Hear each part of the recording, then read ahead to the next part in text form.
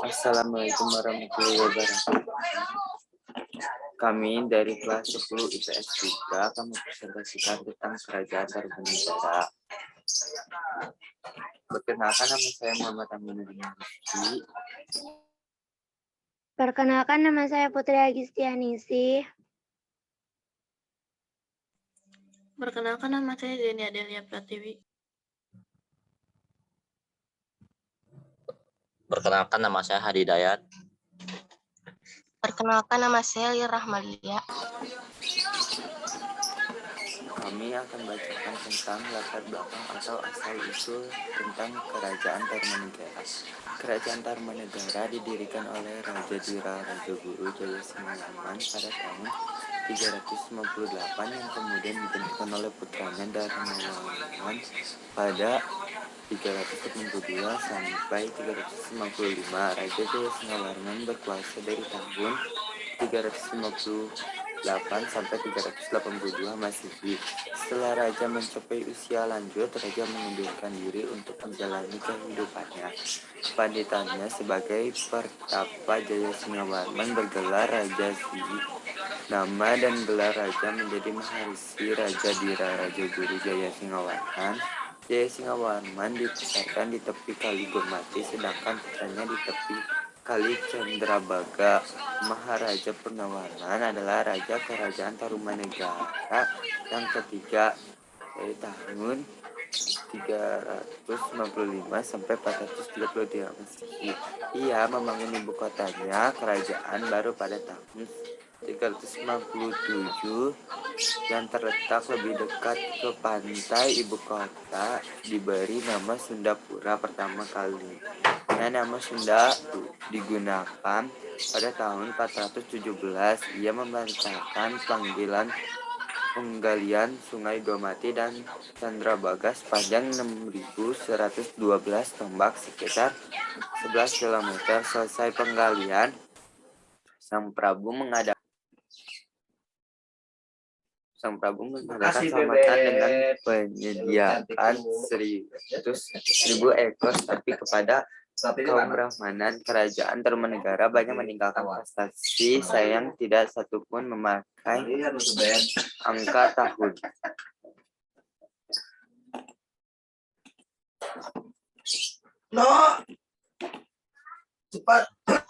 Sila Raja-Raja Tarumanegara. Yang ke-1 Jaya Singgawarman, Darmayaroman, Purnawarman, Wisnuwarman, Indrawarman, Candrawarman, Suryawarman, Kertawarman, Sudawarman, Hariwangsawarman, Nagajayawarman, Bingawarman. Kehidupan sosial. Kehidupan gotong royong dalam kehidupan masyarakat Tarumanegara berkembang dengan baik. Hal ini terlihat dengan adanya peninggalan saluran Gomati. Sebagai masyarakat beragama Hindu dan Buddha, sedangkan sebagai masyarakat yang lain menganut agama asli.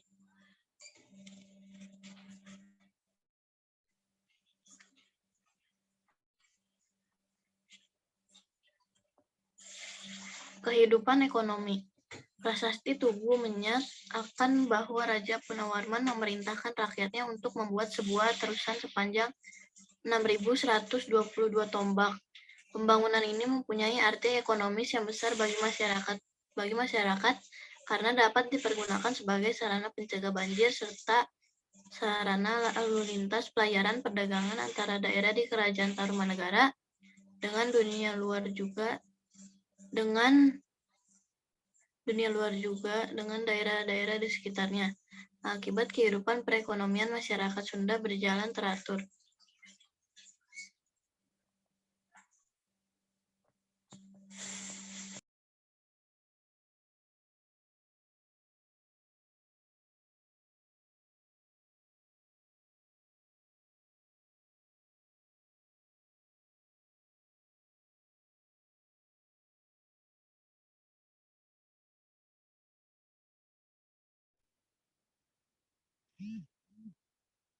Politik dan pemerintahan.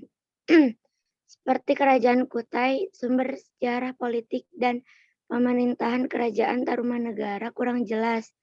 Meskipun demikian, dari atau sejarawan mengatakan Tarumanegara menciptakan stabilitas politik wilayahnya. Kondisi itu dibuktikan dari laporannya cukup maju perekonomian daerah tersebut. Kuatnya pemerintahan dibuktikan oleh informasi prasasti mengenai proyek penggalian saluran Gomati dan Sungai Candrabaga. Proyek itu membutuhkan tenaga manusia yang cukup besar sehingga mungkin terselenggara oleh pemerintahan yang berwibawa yang kekuasaannya diakui rakyat. Karena merupakan kerajaan Kusai, raja bersifat mutlak. Hal itu tergambar dari pengakuan Raja Purnawarman sebagai jelman Dewa Wisnu.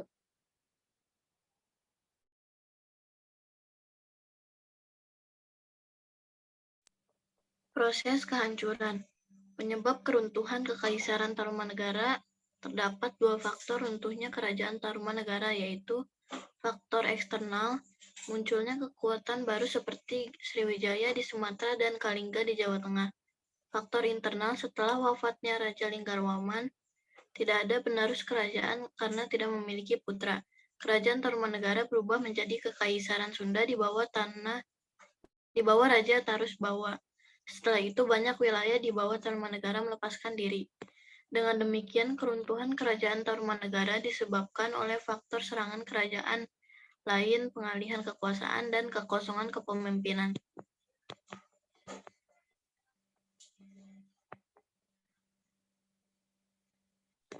Peninggalan-peninggalan sejarah Tarumanegara.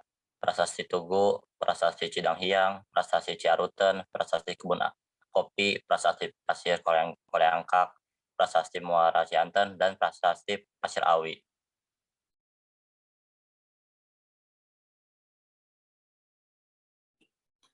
Prasasti Tugu. Prasasti Tugu adalah salah satu prasasti yang berasal dari Kerajaan Tarumanegara. Prasasti tersebut isinya menerangkan penggalian Sungai Candrabaga oleh Raja Diraraja Guru dan peninggalan Sungai Gomati oleh Purnawarman pada tahun ke-22. Masa pemerintahannya, penggalian sungai tersebut untuk menghindari bencana alam berupa banjir yang sering terjadi pada masa pemerintahan Purnawarman dan kekeringan yang sering terjadi. Prasasti Cidanghiang. Prasasti Cidanghiang adalah salah satu prasasti yang berasal dari Kerajaan Tarumanegara dan terletak di wilayah Pandeglang. Isi prasasti tersebut berupa pujian kepada Purnawarman sebagai panji seluruh raja, keberanian, keangguhan, dan keperwiraan. Prasasti Ciaruten. Prasasti Ciaruten adalah batu peninggalan yang berasal dari masa Kerajaan Tarumanegara sekitar abad 5 Masehi yang ditandai dengan batu telapak kaki Raja Purnawarman.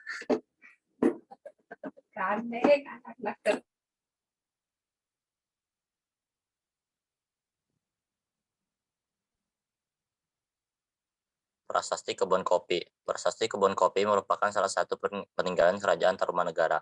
Prasasti ini menampilkan ukiran tapak kaki gajah yang mungkin merupakan tunggangan Raja Purnawarman, yang disamakan dengan gajah Airwata, wahana Dewa Indra.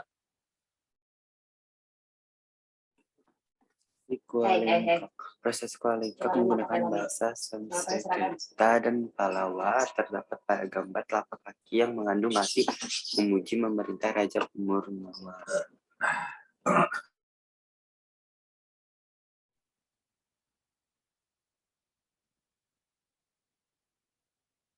Prasasti Muara Cianten.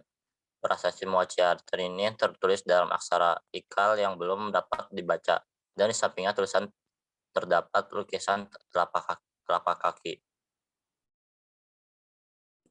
Prasasti Pasir Awi. Prasasti Pasir Awi terletak di lereng selatan Bukit Pasir Awi di kawasan hutan perbukitan Cipamikas, Desa Sukamakmur, Kecamatan Sukamakmur, Kabupaten Bogor. Prasasti Pasir Awi telah diketahui sejak tahun 1867. Sekian dari kami presentasi ini. Mohon maaf jika ada kesalahan kata atau pengucapan. Wassalamualaikum warahmatullahi wabarakatuh.